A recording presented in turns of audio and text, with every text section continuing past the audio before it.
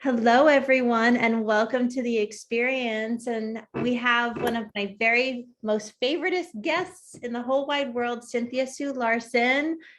Welcome, Cynthia. Yay. Hi, Nora. How are you? Hi, I'm good. And so we just got on the call and we're just gonna start and get rolling right now. And I know I've been seeing your stuff and I have been wanting to go and check out what you've been doing because I know it's always awesome. And you're just gonna have to share with all of us on the show what's going on for you and what have you been doing this year? Well, so far, still doing the monthly open tables with International Mandela Effect Conference. So we've had some great shows about truth bubbles, where it's like you're standing right next to someone and they're in a totally different universe. Oh my And God, the author of awesome. there's a book by the name Truth Bubbles. Roger Marsh wrote it. And so he joined us and talked about that. So Oh, that wow. may technically have been our December issue, but I'm including it because it's pretty recent, last few months. It counts. Awesome. Those sound so fun. I have to configure my reality to line up with it. Yeah, it's usually one of the last Wednesdays in the month, and we usually start about 2 o'clock Eastern time, 11 o'clock in the morning Pacific Coast time. And it's a live stream event. So that's fun for people to join in the chat room and indicate what their experiences are. And sometimes some of our best information comes through viewers and people who are watching, of course. So it really is a community effort, just noticing that collectively we're experiencing differences in reality. And also you can be standing side by side with someone who's in like a totally different world. And that seems so pivotal, so timely. It is so true. You know what's and I don't know if this is the place to sort of bring this question because you and I talk about reality whenever we talk on these shows.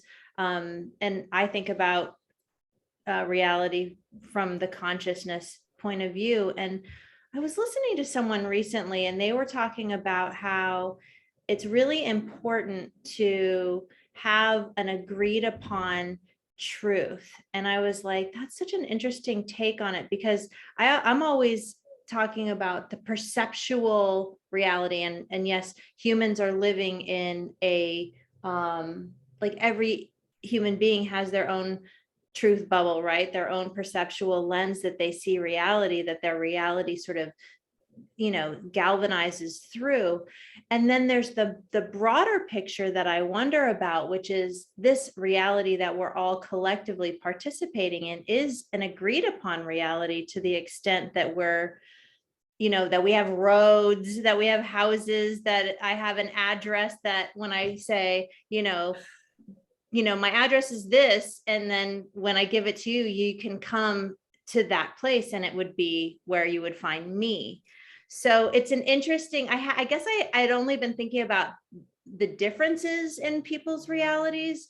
And so I'm really curious to know what you think about, truth and how it shows up for us, and the perceptual nuances that you find in the Mandela effect.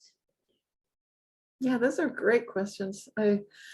Well, my philosophy, going to philosophy and philosophers, is very closely aligned with that of Leibniz and Nicholas Rescher. These are process philosophers who are also optimalists.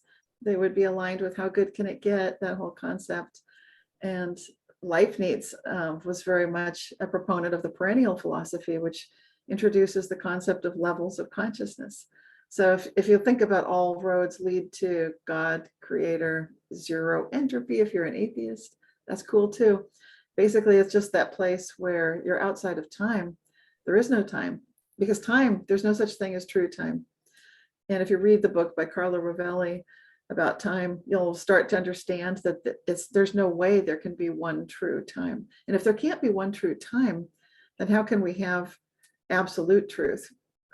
It's basically a question designed to be like a Zen koan. My take on it is we can't have the kind of absolute truth that we tend to presume that exists. we're pretty close. Like when we say blue, it's probably similar for everybody. Blue is hopefully similar, but that doesn't matter too much. Your address when you get deliveries, now that matters. Yeah.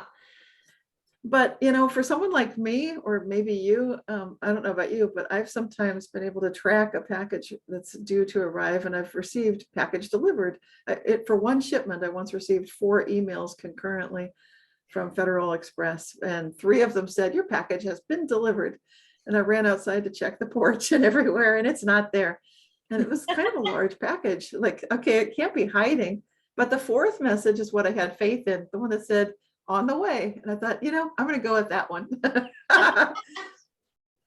But this is just me, because I'm the kind of person, when I just recently did a TV show in Ontario, Canada, and something happened where the producer said, that's never happened to us. And I've done this for, I don't know, decades. What happened was I was talking to the person that I was discussing with, and the cue music just kicked on by itself, which indicates time for an advertisement break, but it wasn't. And I said, well, this is what happens around me. Yeah. So Welcome to my world. and I think people watching it, I think a lot of people that follow my work, they are experiencing this. And so that's perhaps what attracted them in the first place to the concepts that I write about: reality shifts, quantum jumps. It's a long-winded way to say, I don't know that there is an absolute truth. If there's no absolute time, I don't think we can. How can we possibly have an absolute truth? We can't. Yeah. We're going to get close to it so that people can say, yeah, we agree, that's blue, that's aquamarine, that's sky blue, that's ocean blue. And we know all these different thousands of layers of distinctions between blue. But do we see it the same way? Maybe not. Yeah. Time is not the same. So why would anything else be? Yeah, I've noticed a huge incongruence between what people call teal and what I see as teal. Teal in particular. Often people are like, do you like my teal top or whatever? And it's turquoise. And I'm like, no, teal, but I'm not going to mince. It's a beautiful color. Whatever it is, it's not my understanding of teal. That's interesting. Yeah. It might be worth pursuing, because that might be a fresh Mandela effect that's just popping up for some people. It's really good to, I think I might even have seen some of this. I think I only saw one example, so it wasn't enough that I felt like, oh, it's a thing. It was just like, well, that person's confused. Yeah. Well, and also whenever, depending on the lighting, I mean, in my own house, the color of the paint on the walls is not the same color that we painted depending on time of day. Right. Right. The light, the way the light hits it. And I totally agree with you about the perceptual nuance, just because I'm working with people on very specific perceptions that they're having, and I'm just holding space for them to have their perceptions and working towards having better perceptions that work for them in a better way. Not better for me, better for them, which is better for me ultimately. And but that the idea that everything is so unique to each person, and we're still having this, I believe, agreed upon human experience. And it would be kind of fun to know on a soul level, or, because I can get people talking from the soul level, what did you know as a soul coming in here? And it would be kind of cool to find out, what was it that we perceptually knew on a soul level, what would happen here? Because I do believe, without a doubt, to me, that the soul perception, when we're not in the physical body, when we're not like experiencing the earthly realm, is very different than what our soul experiences, right? Absolutely. Yeah, that's where it gets closer. The reason I keep bringing up this perennial philosophy pyramid, where all the paths lead to zero entropy at the top. So you've got your Buddhism, your Christianity, and so forth. Aldous Huxley took that same perennial philosophy idea that Leibniz came up with and really popularized it in terms of different roads leading to the same truth. But what you're saying is perfect, because I like to think about these levels of self that we operate with. If you look at the chakra system, for example, it goes up to level 7, your 7th chakra. but we also have access to higher levels, just like we have a very focused, visible spectrum that we can see with our eyes, red through violet. And we have chakras that go root to crown, but we can also actually, like you're suggesting, access some higher levels where we get a little bit closer to that outside of time state of being. And I think when we're in a daydream state, at least I certainly experience this, in that daydream, detached yet entangled state of mind, then I'm capable of feeling really kind of blissed out, for one thing, and without drugs, no drugs involved. This is purely based on meditation. You know how that works. Natural, yeah, But natural chemicals, or just natural yes, energy, natural flow. Yeah, that's that yes, expansion feeling. yes. And that's how you can tell you're on the right track. So if people wonder, am I doing this right? If you're getting that kind of, it feels like a rush to me, kind of like that feeling of woohoo, kind of like ecstasy, joy. And it Yeah. may not feel like that for everyone, but the more you do it, it gets more that way. And then reverence, and then feeling, and then I've got access to that state of knowingness that is outside of time, that lets me, it reminds me that things are not what they seem, and that there was an original purpose that I am here for, and that I'm right on track, that everything's going great despite how it appears, and that the challenges are there for sort of this underlying deeper hidden resonance to start revealing itself. There are gifts in everything. Mm. These are the kind of things that I start directly knowing. It's so much more than words. And we do all have access to that. And I think through your work, I'm sure you're able to help bring people right into that. Yeah, it's extraordinarily fun. And I mean, I just like to bear witness, but you bring up your practice, and just, I can hear from the way that you express your practice, it's something that is very familiar to you.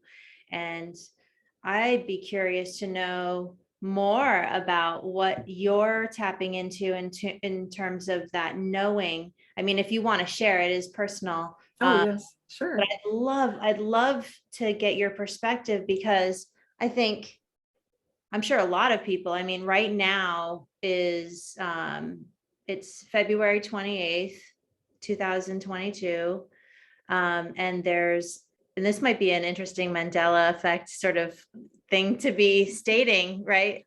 But there's the whole event taking place in Ukraine. There's so many events going on all over the world. The energy of what's going on. I know I'm not an astrologer, but my astrologer friends are like if the shit is going to go down, it's going to go down right now energy. And it feels intense, just and coming out of January was so incredibly intense for me, and really so many people that I knew. So yeah, I'm curious to know how, like, what comes through for you in these times, and particularly with this one. Yeah, I can feel that we're in the thick of it, you might say. It looks like the light is starting to appear on the horizon in some ways, in others it looks very dark. Yeah. But like you mentioned, astrologically, a lot of people were expecting that if this was going to happen, it would be right about now, end of February, and then going into March. Well, now for America, that's 2 years into this whole situation with the pandemic and so forth. So that's been interesting. But it really feels specific to this month, this time, that to me, it feels like this is it. We're going through, it feels like a gateway, like a portal. It feels like, for me, it felt like on 2/22, like, okay, we're going through this. But I tend to get things a little bit early. I know astrologically that was a bit early, Mm. but I'm an early, it seems like I always shoot through first, like, come on, Uh-huh. it's going to be great. Great. That's fantastic. I agree. I can really relate to the energy of that. Um, and I would imagine that people who are hearing this just want to hear what people who are doing the things that we're doing are thinking about these things, because I mean, like, prices are going up, and like there's so many things that are happening, and it's like, let's have Cynthia use her magical reframes to start thinking about, helping people to have new perceptions of what's going on. Because I believe that, my experience is it's all gravy. Like, I own the fact that I came here and I wanted to be here, and that I didn't come here because I thought it was going to be easy. And I'm also not afraid to die, not that to be catastrophic at all, but I'm like, the fear of death doesn't prevent me from being, in the world. Like, I know that will happen at some point, but I know I'm infinite. So I feel like it feels safe to be expressing myself. But I know a lot of people are really struggling with that. And I know that the whole pandemic dynamic, there's so much fear of death that has been, and this is my opinion, that it's been sort of used to get people into that state, to stay in a state that I'd rather not be in that state, Right. Well, I'm glad you brought that up. I don't know when we last spoke, but I don't think I talked at that point about having gone through not just original gangster COVID. You were doing long. That is so awesome. The OG COVID, but you were dealing with long haul symptoms. Yes, exactly right. So I got, that's why I call it OG, because I came down with something in late January 2020, before they had tests, when they said just stay home if you're feeling sick because there's something going around. And then I got long COVID in February 2020, before there was any name for it. They didn't know what it was, and it was unspoken of.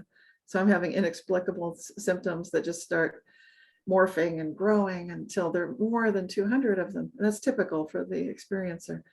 So, but you know me, I keep that warrior attitude of how good can it get. That is a total warrior attitude, by the way. It is.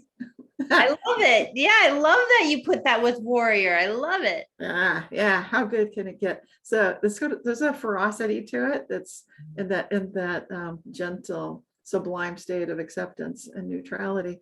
And that warrior state of just how good can it get, and really needing to know that. I'm sure that had everything to do with finding, like solving a Rubik's Cube puzzle, all the different factors, or at least 4 or 5 factors that were affecting me directly. So it's been extraordinary. And I think a lot of people will be affected possibly by this. I hope not, but I know people still are affected that were infected. They're the original gangster COVID people too, just like myself.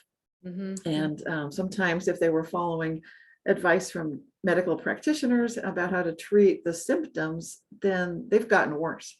So I'm grateful that my guidance was coming through about natural remedies that address the underlying longevity and well-being of my entire being. So that's something that people can do. So I'd like to just let people know it's possible to become relapse free, which I now am. I'm still working on physical conditioning because I used to be in good shape. I can't say that right now, but it's okay, because I just feel like, well, I'm out of the relapses. So now it's just get things back to where I was, as a very high functioning athlete.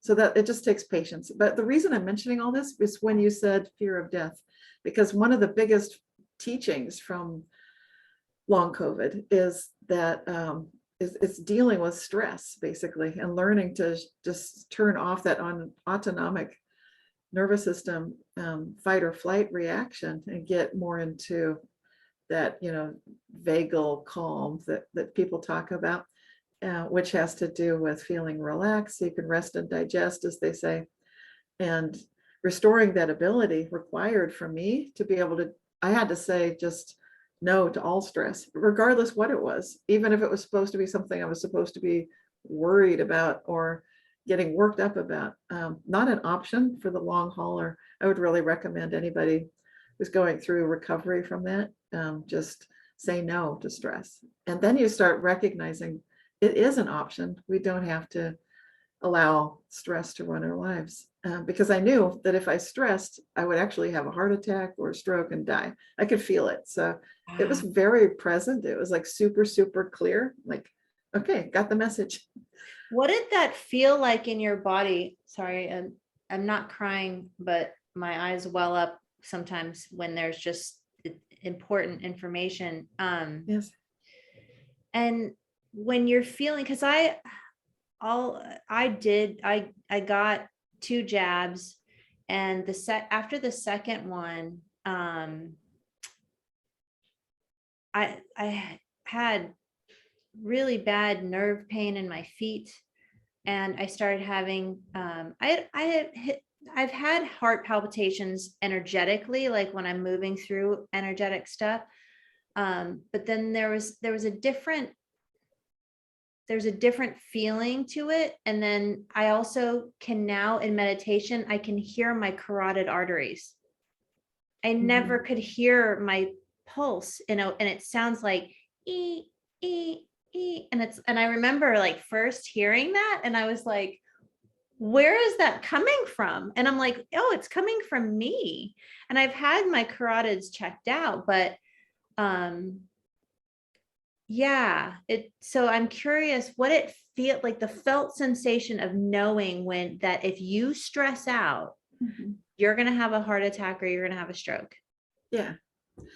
Well, just basically atrial fibrillation, just that very fluttery heartbeat that's very not regular rhythm pattern, and then rapid heart rate for no apparent reason sometimes. So there was just a lot going on with that whole thing, which is those are basically killer situations. Then a lot of high blood pressure occasionally.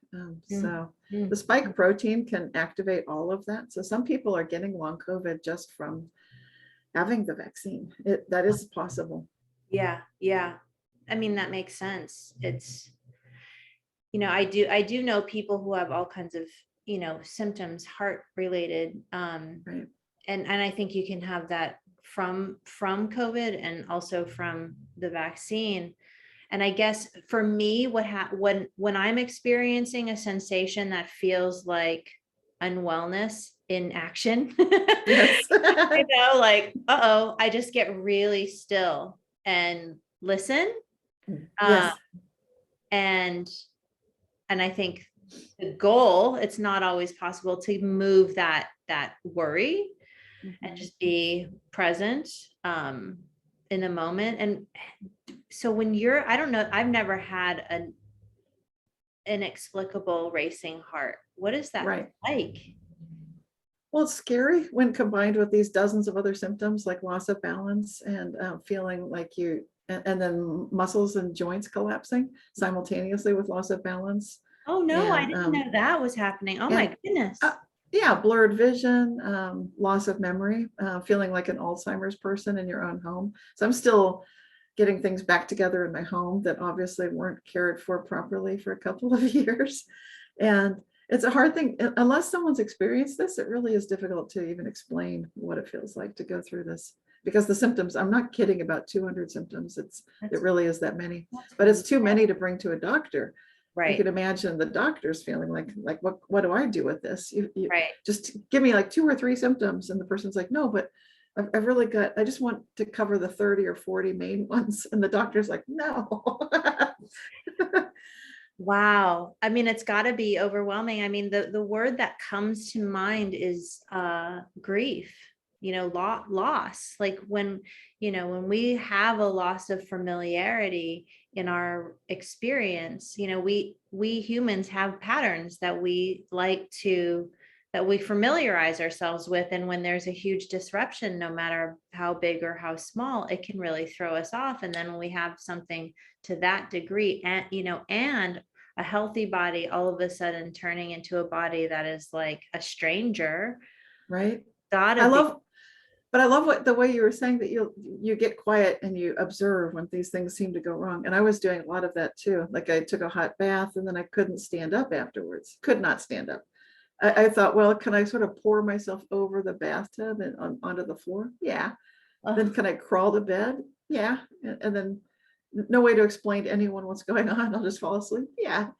So that's part of it. But that gave me clues. And as much as I might want to cry sometimes, I'd also feel like this is kind of funny. Like who would have thought that could happen? But let's look at the clues. What are they?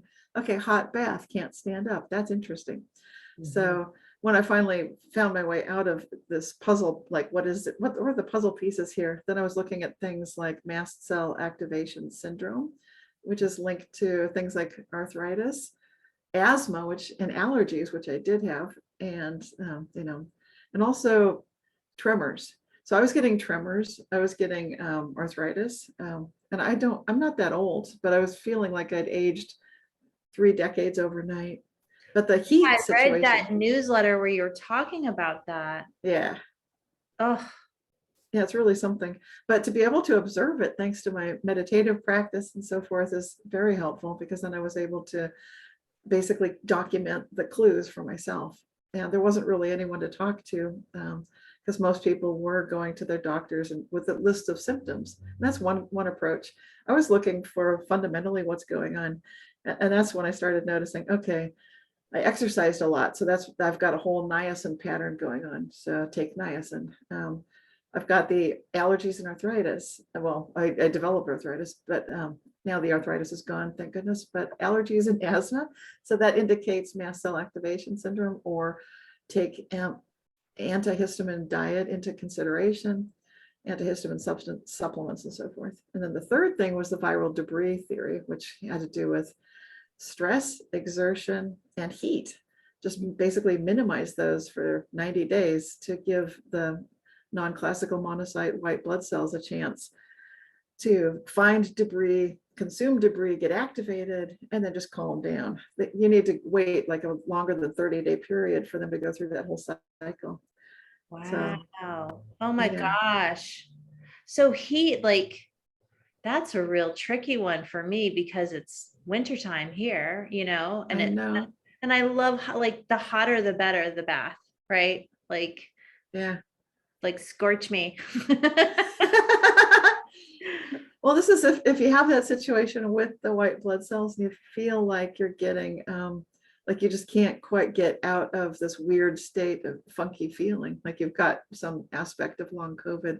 And if it goes untreated, then it can just keep sort of roaming around and developing new symptoms. So Oh, that's what's not fun about it. no, I can't even imagine with everything that's going on too. And I know, psychologically people are really, really struggling. Um, to have that, the physical complications on top of that has got to be so tricky. I mean, it's gonna be probably a while to, for all of us to move out of this space. I think of it as like a tree ring, like when there's like a big fire or a Yes. drought or something, like we've got a big tree ring for humanity. I mean, this pandemic has been quite an experience. Yes. And then the weather changes, it creates stress also for people dealing with the weather pattern changes with the pandemic. Oh, really? It has an effect? In California, it does. Like I was going through long COVID that first year when we were being told, my phone was ringing constantly because in their infinite wisdom, my city mayor and I guess the county that I'm in decided we're just going to keep phoning you. Like there's an emergency. You may need to be prepared to evacuate, have everything ready to go. And so that on top of long COVID, that was not very good planning. So was this fires? Yeah, fires, because I live in the Bay Area. And so in 2020, we're still in like the super drought, apparently. So there's just a dryness to everything. And throughout the East Bay where I live, there is a sort of a standing drought situation underway. Mm. So even if trees get water, there's been so many dry years in a row that there's a tendency that everything can just go up in flames. And what happens is when you're concerned about something like that, it's very similar to being in a war situation. You just don't know what's going on and you can't rest and digest properly because you're on high alert all the time. You've got your go bag and the phone ringing with these alerts was the worst, I think. And they're not doing that right now. That was a good move. That's awesome. Are you guys, I mean, I know here in North Carolina, they're alleviating the masking. I think I don't follow it because I spend a lot of time not thinking about it, but Right. the whole, like, they're just I'll just speak from a metaphysical point of view. It feels like it's lifting. My kids are, their school, outside, they can take the masks off. And I do believe on March 7th, they'll be able to have masks optional. Good. Yeah, that's something that I would have expected, and it feels right. Feels like that's the direction that is happening across the United States. It's happening in California, that people can go indoors without wearing masks. Now, long haulers tend to be extremely panicky about things. Not myself, I'm kind of a strange long hauler, but a lot of long haulers are really concerned about, because they haven't quite recovered usually. Yeah. They feel very vulnerable. Yeah. So I can understand that. yeah. And I would recommend, there's something called an air tamer that is an electrostatic air taming device. You can just keep it next to your body or wear it like a necklace, and it electrostatically drops all aerosol particles in the vicinity. And to me, it works better than masking. The masks seem like they're sort of almost a social, because, from the research I've seen, it looks like they're not doing that much for these microscopic, tiny little particles. They go right through most masks, unless you're wearing one of those massive, epic masks. Yeah, that look like beaks. Yeah, it almost looks like you're ready to go scuba diving or something. So some of them are just incredible. Like, what the heck is that?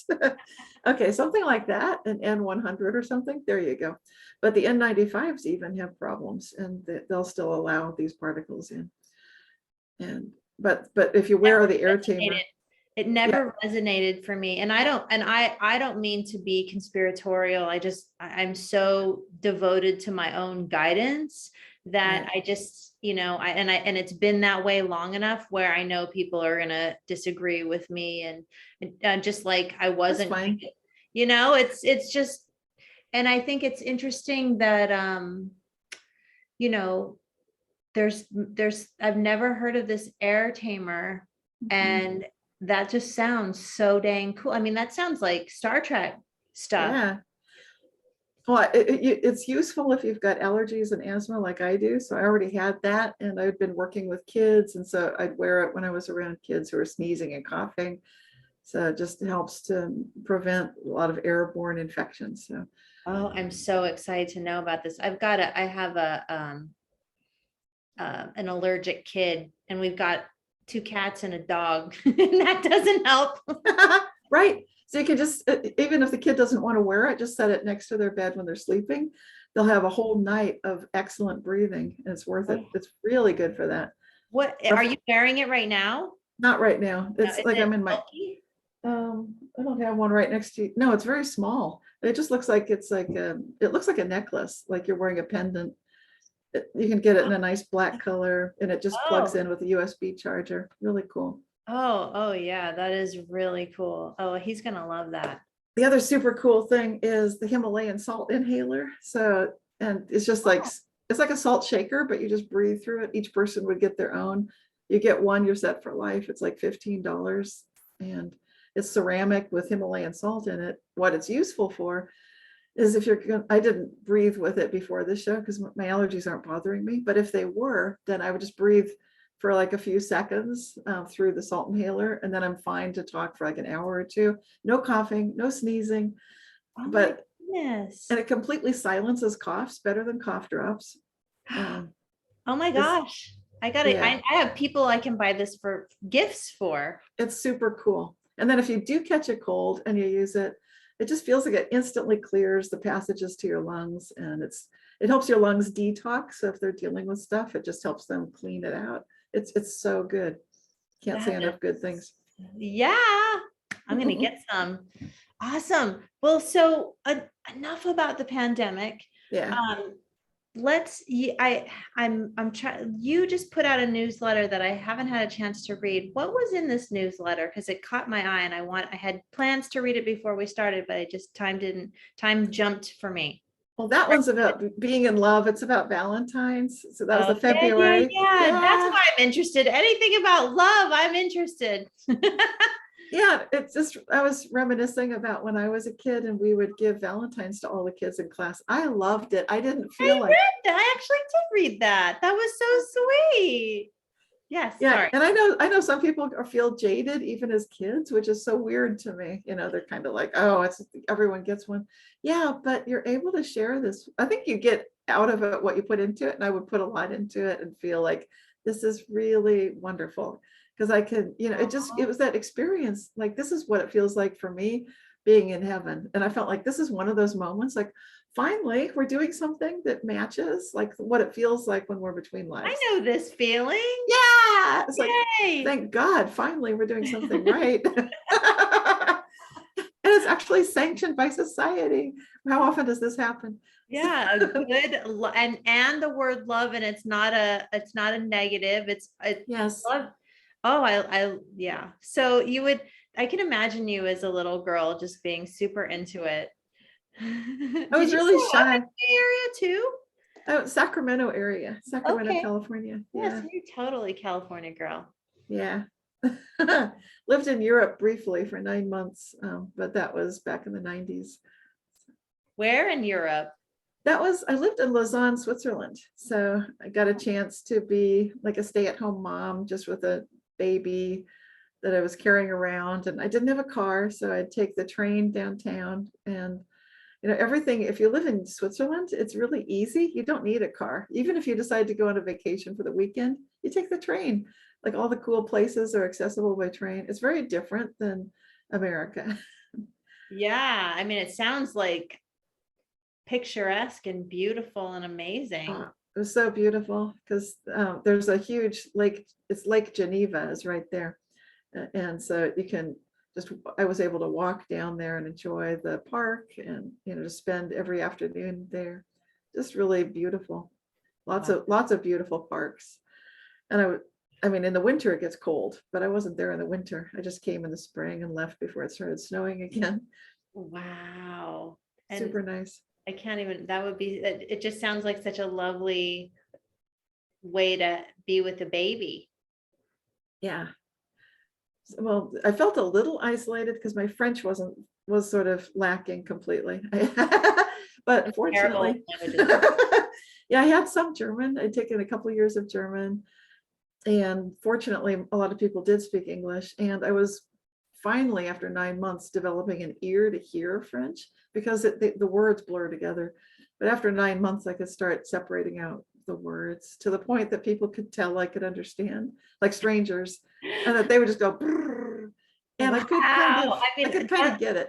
I wondered sometimes, every time I've gone to a different country, they've always been countries that are really bilingual, like they're totally fine speaking English. And so whenever I've tried to speak, it's either been in Spanish speaking countries, or I spent 3 months in Israel once. Same. They were just like, you're butchering the language so badly. Like, we'll just do you a solid and speak English. I know. Just to learn.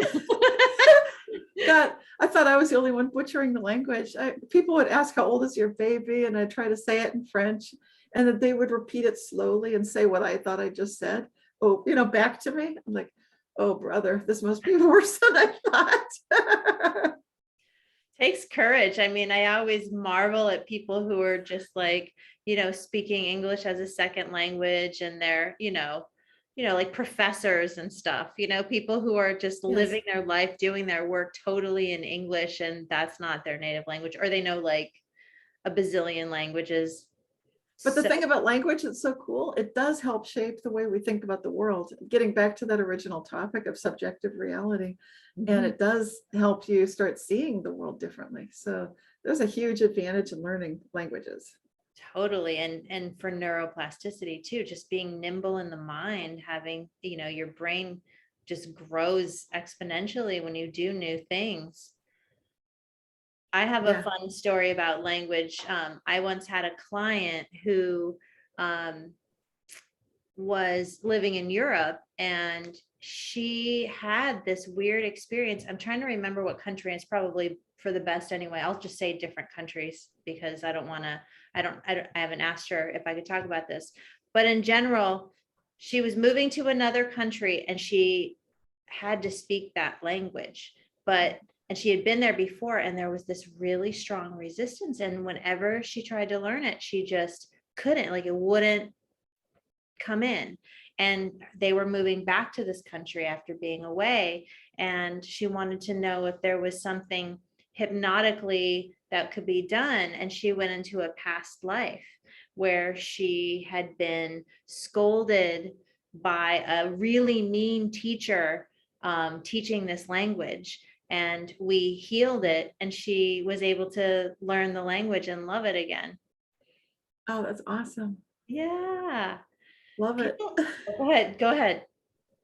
I just love the way you work with people. Just it's such a great way to access that, these levels of being, that I was talking about, where obviously we got these higher levels of being, but we got the lower subconscious stuff too. And Yeah. often that's just a little below what we can consciously grasp. It's like that visible range, the visible spectrum, but then you've got stuff that's below the root chakra and it's down there. Yeah. And I love your work because you're able to help bring light to it and bring that sense of calmness to it. And I think that's the key for all of us going through everything we're going through in these crazy times right now, to stay calm. Yeah. And know that you can take a view from above and gain help, either like a session with you, or working with a coach, or just meditation and recognizing that you can observe what's going on. Draw some fresh perspective. Are you working with clients one-on-one currently? Yes, I am, and it's I've got sort of a lot of clients. So now I used to have openings within a week or two, but that's a thing of the past. Lately, it seems like they're all more than a month out, and that's good. I mean, it's nice to do that, but then I need to make sure I make time for myself, because a lot of the work I do, there's a 911 component to it, meaning I sometimes can be their 911 call, kind of like, help. Yeah. You know how that works. Yeah, I do. What happens when this happens? What do I do?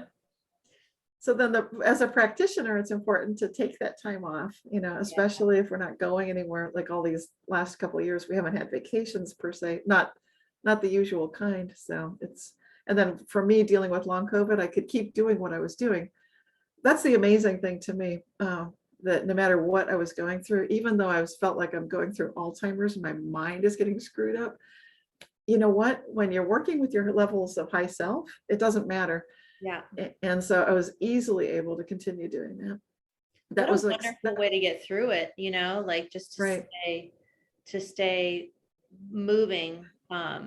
It's interesting. I wonder how much spirituality, or having a spiritual point of view, or just a multi-leveled point of view of existence helps people. I'd imagine that it would help people a lot. I mean, I see it helping people all the time. And I just wonder about people who don't have, just a point of view or a belief that will help them to just sort of step out of their experience, to just get a different perspective.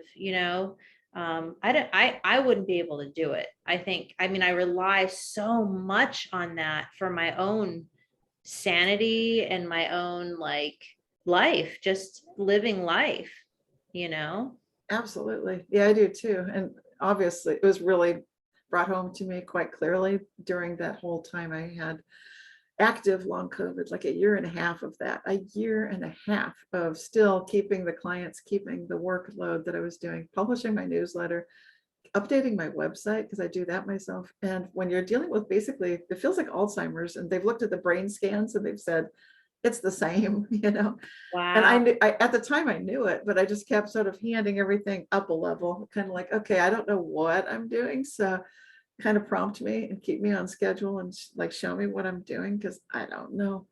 And no problem. And that's how powerful these higher levels of self are. It's extraordinary. So it deepened my spirituality, if that's even possible. I can't even imagine. I mean, for people who are able to do that, I mean, I definitely do that, and I'm constantly wanting to deepen more into just completely trusting that, to stay in the moment, just trusting that each moment is being delivered by so much support and love and guidance, and don't even worry about it. Just stay on that track and stay true to it. And it's so it's so reassuring to me. I definitely can see, clients, there already was a spiritual awakening that we were witnessing. I think now I feel like what I see, and I'm curious what you're seeing with your clientele, people who seem to be less likely to be having spiritual awakening happening more. Like there was sort of like people who are more like, yeah, I think metaphysical stuff is kind of cool and I want to learn more about it. That was kind of a first tier. And now I'm like getting military people. I'm getting like stereotypically rednecky type people. Like it's changed, like people who are like Baptists and other kinds of Christians that are like, I don't have, this doesn't resonate for me anymore. Like I'm coming to you totally like surrendering, basically. Help me access my deeper higher self or whatever, Right. And are you seeing that? Yes, and again, I'm going to reference that perennial philosophy pyramid thing again, because what we're seeing is, like, if you look at the chart that Aldous Huxley drew, riffing on Leibniz's work, basically the Buddhist, the Muslim, the Christian, all those different paths, they get to a certain point, and then what happens? There's like this blurring, and we know what that feels like. It's when you have that spiritual epiphany, and you can't really even. It's like for a moment everything made sense, but then it's kind of like poof, gone, and you can't put it in words, and you can't really tell anybody about it. And it's kind of at a level above those religions, basically. So the religions guide us to it, but then when you get there, then it's basically, it feels like you and angels, you and experience beyond words, oneness, creator, whatever, God. And when you're in that, like, then what you'd think like, well, it's all clear, sort of, but then there's daily life. It's like chop wood, carry water after enlightenment. And how do you do that? That's where the coaching comes in. And of course it makes sense, because I think a lot of the religious, even the traditional religions, they're not necessarily set up for what do you do when someone's directly talking with angels and God, or getting these amazing synchronicities, or just this sort of ascension kind of situation going on. And Yeah, I did. a very generous way of putting it. Yeah. And one thing that I did recently, I forgot about this in November, I put together an ascension workshop, which is still online, and you can find it through the events page. Yeah, it's like $50, and it's basically a few hours of workshop. It's got the materials, and it takes people through who are having these synchronicities, who are noticing the clock numbers, 111, 222, 333, or they're seeing flashes of light. They're getting all these ascension symptoms. And they're like, what the heck? They just want to know, how do you navigate that? And so it's really great.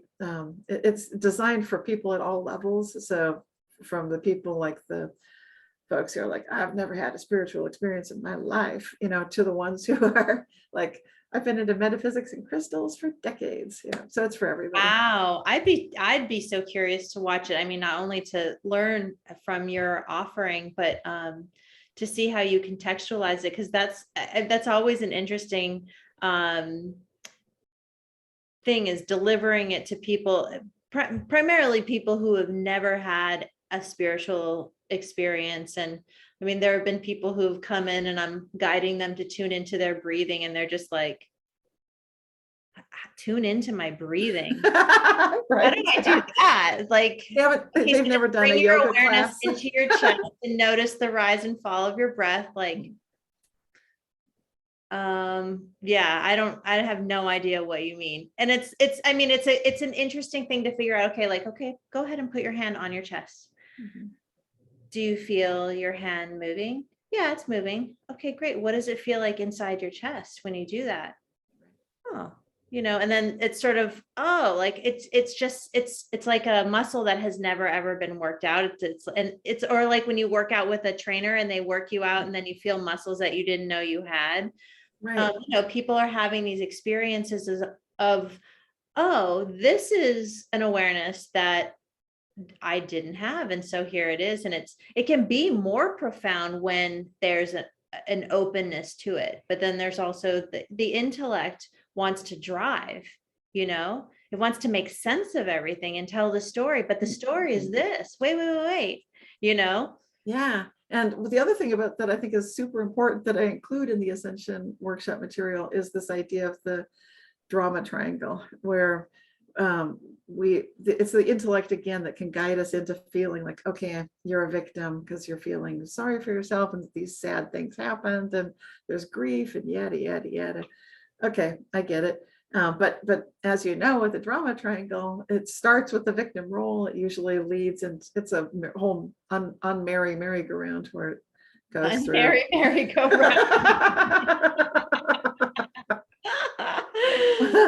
Well, then it proceeds to be the rescuer, where there's a lot of anxiety because you see everything that could go wrong, and so it's all, very freaked out about like this could blow up and that could happen. A lot of doom scrolling kind of mindset, and instead of courage, you've got doom scrolling. And then you've got the other piece of the triangle. It's this drama triangle. The other piece is the perpetrator who's angry, righteously angry, and very convinced that if everybody would just do this one thing, it would all be fixed, Yeah, we can chuckle about it. Well, I mean, I think we all know those perspectives, we all have those aspects of ourselves within us at various times. Like, I thought I was plugged in here, but it's fine. I'm not running out of juice, but and I think it's, having that experience, I love, because here I am doing this. It's a very unmerry merry-go-round, and it's a very particular, I sort of see it as like a bandwidth, an energetic bandwidth or field. And it's almost like when you're in it, you're not anywhere else. You're not in any other vibration except for this experience. And it's that unmerry merry-go-round, and it becomes habituated in the brain. It becomes that looping, persistent, it almost becomes a personality trait when that is not at all who they really are. It's not genuine, it's not deep, and it's not profound. It's not those other levels of self, the higher ones that were helping guide me through my long COVID days, and helping at the same time as doing my work, helping solve how to pull me out of it. That's extraordinary. That only happened through those high levels of myself, and give God credit too for people, but that's another highest level of self, the pinnacle. Yeah. So of course, it is extraordinary. And that allows us to get out of that unmerry merry-go-round, just let it go. Yeah. Is that your, I put that's in the Ascension workshop too.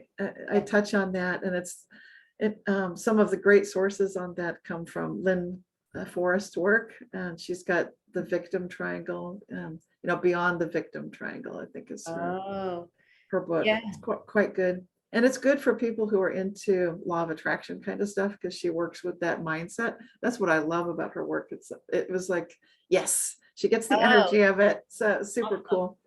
I love it. And I, one of the things that's playful for what makes feeling like crap or being on an unmerry merry-go-round fun for me is realizing that it is just a perceptual, like I've been playing with my son, like trying to help him, my youngest, figure out perceptually like how to get into better places, because he can sort of get into these places. Yes. And so we're playing with the metaphor of the video game, because anything can happen in the video games, and he's a big gamer. And these what I find too in my work is when we, and mindfulness is all about this too, is when we meet the aspects of ourselves that are feeling that and look at it with detachment, we can really see see it with loving kindness, or see it with love. We can see that these aspects of us are really just trying to protect us. They're really just coming from a place of protection. So like with all of this COVID stuff, and people, like how you said, the long haulers are feeling vulnerable. So there's this protection that goes on, and we have aspects of ourselves that have been really developed at very young ages too, that come up with these subconscious notions, these programs that are running, sometimes of victimhood, sometimes of rescuer perpetrator, that drama triangle that you were talking about. And Right. it's really to be playful about it, like we all have it, like it's a human thing. And just like any kind of suffering, it can be temporary if we let it, This is where it does come in handy to what you were saying earlier, just kind of take a step back and observe that, be detached yet entangled. That I like to call it that, detached yet entangled, because the detachment, of course, is that leveling up, that ability to look down from a higher level perspective. The entangled is to actually still care, but not to the point that you get drowned by the person you're helping. Right. But I think that's really a great nuance there, because people also, when because there's an escapism that can be so detached that it's just not, you said that Yeah. you still are entangled so that you care. If Yes. you're just escaping because you just need to get away from it and avoiding it, would that be the disentangled? Well, the people that detach without the entanglement, and you Oh, see a that's lot it. of, That's yeah, the wording. That's the yeah, word. there's a lot of people that do that because it's easy. It seems easy. It seems like, oh, Right. that's a go-to. You just cut the cord. I don't even recommend cutting cords. I say clear the cord. Let's recognize that we're I'm right all, there with you, sister. I yep. don't like cutting seems so violent. Yeah. It's like we're still part of everything. We're still in this web of life. We're all connected. We're all family. Yeah. You might not really, some people feel like, I don't want that part of my family. I'm just going to cut the cord. Yeah, I'm I'm gonna clearing it out. Yeah. surgically remove it. Yeah. So there's a big impulse in that direction. I see it with some of the younger people in our the younger generation. It just seems easy. It's short term, might seem easy, but I think there's a downside. So I think a lot of people that are making that choice, they might find later that they were self-isolating much more than they realized. Oh And yeah. Oh, often they don't know what it feels like till it happens to them, and then they're on the receiving end of it, and it's not fun. I believe that there's going to be like an entire revolution of awakening that happens post this, because the kids that have gone through it are so young, and they don't even really know how to socialize without masks. I mean, I am certain there are going to be plenty of people still wearing masks. That's going to take a little bit of an attrition to sort of like, get like, let me poke out of here a little bit, and not hide, Yes. and I'm totally a child of the 70s, and there was still a lot of sexual revolution energy around, but these kids are very buttoned up. I mean, they don't, I mean, I hope to see hugging at least in some point, like warmth, and they're not, there's been so many things in their experience that would be an indication of keeping your distance, Yes. and but then there are these kids that are coming in that are simultaneously extremely empathic and sensitive.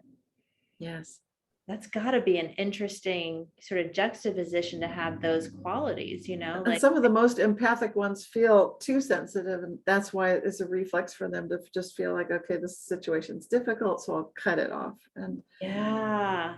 but I don't know that that's really works. That's all I'm saying. So I would recommend detached yet entangled. Recognize that entanglement is there, but be detached. Practice that. That's a whole art. I wish this was part of our regular schooling. I wish it was mainstream. Oh, I agree. Along with things like ethics and love and compassion and kindness. These are the things that I would make part of the foundation of education. Well, whatever we got to do. I don't know if that you really want to do that job, but I hear here, I think that's a fantastic idea. I mean, we can infuse that in our own kids and in our own relationships. And Yes. yeah, I am excited about, just sort of from an anthropological point of view, like observing humanity post pandemic. Well, on an optimistic viewpoint, I see opportunities for us to recognize what we were missing, what we were lacking, which was that connection, which was that sense of community. And I feel like there's an opportunity now for us to regain something that had been slipping silently without us noticing, thanks to all the, the devices and technology that it was kind of like the zombie apocalypse without the zombies, because we were the zombies with all the devices. But when we can make that triumphant return to community, to life again, now that hopefully there might be other variants, but Omicron, as Bill Gates put it, it's like that seems to have been a vaccine, so he was saying, Oh, that's unfortunately, yeah, it definitely yeah. feels like there's a lid coming. It Oh feels yeah, it there's was like, huge.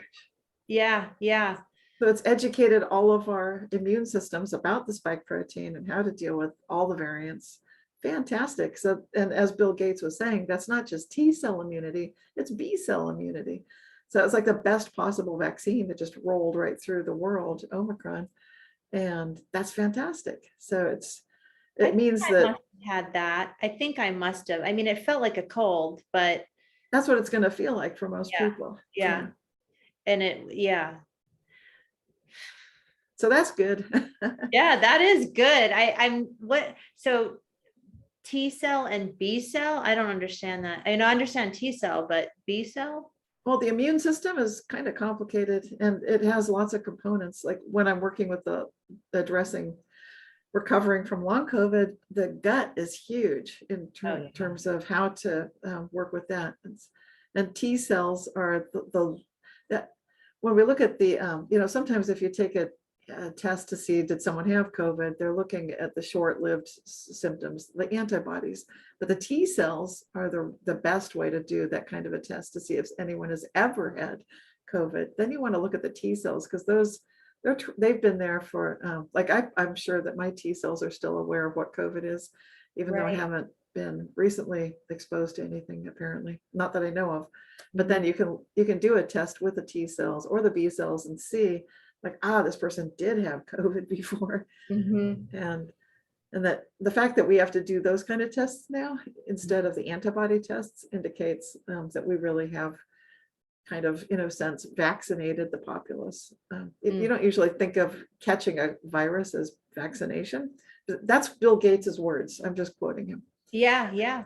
Well, it makes sense to me. And I think probably if I had to do it over again, I probably wouldn't have done it.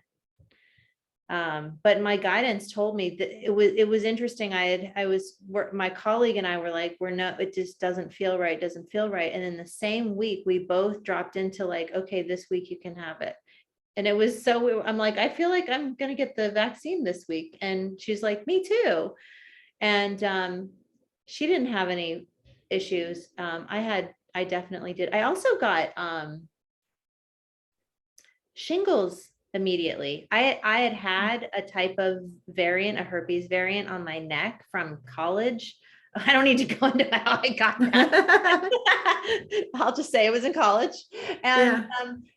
like out of the blue, this was after the second shot, out of the blue, I just erupted in blisters on my neck.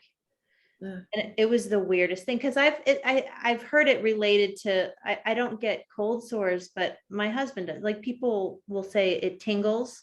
And if I had ever was headed towards an outbreak on my neck, I would feel that tingling. And so I would know, okay, maybe take some L-lysine and it'll be fine. This didn't have any sort of symptom. It just exploded. Wow. Yeah. So I don't know. That's pretty weird. I Yeah. haven't done any research on it, so I'm totally just speaking from my own personal experience. That's fine. Yeah, and I think a lot of people can relate to that. And it fits a pattern that I've heard about that after either the second vaccination or a booster shot, people get inexplicable symptoms. And they remind me what they go through. It reminds me a lot of some of the huge hundreds of long COVID symptoms. I feel like, oh, there's that one and that one and that one. Oh, I had that. Check. Wow. My heart goes out to you. That is just rough. Yeah, but when people were telling me like you should get the vaccination, I was just vehemently saying no, because I'm already dealing with spike protein. I don't Yeah. need my body to create more. That doesn't make any sense. I need No, to deal with the situation I've already got here. Thank you very like, much. I don't need to be kicked while I'm down mentality. That's what it felt like. Oh, Still working on this. geez, yeah, like thanks for, I think people mean well, they really Yeah, they do. do. But then they get into that highly activated nervous system response where everything is like hypervigilance, Right, and right. and then it's like I have to control, I have to control something. And it's Yeah. like, okay. I'm laughing because when you get long COVID, you give up on the control. It's like, Yeah, you gotta there it surrender. goes. Yeah. But I think worldwide, globally, that's what humanity is going through. When we look at what's the purpose of all this, what's happening, you could think of it as global ascension, a global awakening. And that it fits the pattern with what you're noticing. The clients that are coming who are kind of leveling up, they're kind of getting to these levels of self, like, well, here I am. And they're like, what do you mean, watch my breathing? What are you talking about? You're like, how do I do that? Have you noticed anything with the lens of the Mandela effect with everything that's been going on? I'm curious about that. Yeah, absolutely. We cover that every month with open tables. That's Christopher Anatra. He's got his Quantum Businessman channel, and Shane Robinson, Unbiased and on the Fence. And then, Ooh, yeah, and then business. Jerry Darkwolf, yeah, Hicks. So those are each of the four of us have our own YouTube channels, but we get together once a month and we talk about the golden timeline. We talk, like this last month in February, we talked about what are some theories behind the Mandela effect, things like the holographic multiverse theory, things of the simulation theory. We talked about that and showed some movie clips, and that's a lot of fun. So but the other thing we do is we talk about sponsors, animals we've never seen before. Often they're gold. And to us, it's very symbolic and it's representative of the golden timeline, or what you might call a golden age, that we're coming through this process of evolutionary awakening. And that there's this really good path that's opening up for all of us. It's similar to the white buffalo calf woman and the mythology of the return of the white buffalo calf. So, we do discuss that every month, and there are some animals that we'd love to see return. And if they do, then we'll definitely cover that as well. These are Lazarus species, but it's all Mandela effect. When you see something dead return again, that's been extinct for millennia or centuries or whatever, we've seen several of those coming back, then big things are happening, and in a good way. So we like to stay on top of that. That's amazing. Well, I didn't realize how long we had been talking. That was just a time blip. Yeah. Is is there anything that we didn't cover that you want to talk about before we sign off? Oh, well, we've hit the main points. I think those are the big things I wanted to cover, just like what I went through with my experience with original gangster COVID, and then what's happening with International Mandela Effect Conference, talking about this global awakening and ascension, and how we can stay detached yet entangled, just to navigate these challenging times. Quite honestly, that here we are at the end of February, we're obviously going through some, like what you called like a ring. If we were a tree growth, this is a difficult year. Yeah. Yeah. You're going to see this one. There's going to be evidence of this. I mean, the kids will say, oh, I was there for, like how I can say when the Challenger blew up or something, or 9/11, Yes. my kids can say, oh, I was around during the pandemic of whatever Yeah. year it is. I don't even know. But I see us coming, we're coming out of it. Yeah. This is the year that we're coming back. And despite there are like 5 ongoing wars on the planet right now, so it's not just the one, there's several. And I know people that have been directly affected by some of them. So they're all crises of our times. But humanity often is dealing with these things, unfortunately. And I think it comes down to that drama triangle. It's so collectively we're working on this as well. Mhm. And and we see signs of inflammation on the planet, inflammation in the body. Yeah, we Oh, can I love that. Yeah, yeah. keep looking up, look up Yeah. and find those higher levels of observational awareness that are detached yet entangled, and we can guide ourselves and everyone to find out how good it can get. Oh, it's so beautifully said, Cynthia. When is the International Mandela Effect Conference? Our next one is in March. I think we set the date for March 30th. It'll be 2:00 Eastern time, and it'll be live stream. We have an International Mandela Effect Conference. You can go to IMEC.world and sign up for the newsletter, and then we'll notify you via email when we announce the next topic and confirm the date. Usually just a day or two before we go live, but I believe it's Wednesday, March 30th, 2:00 Eastern time.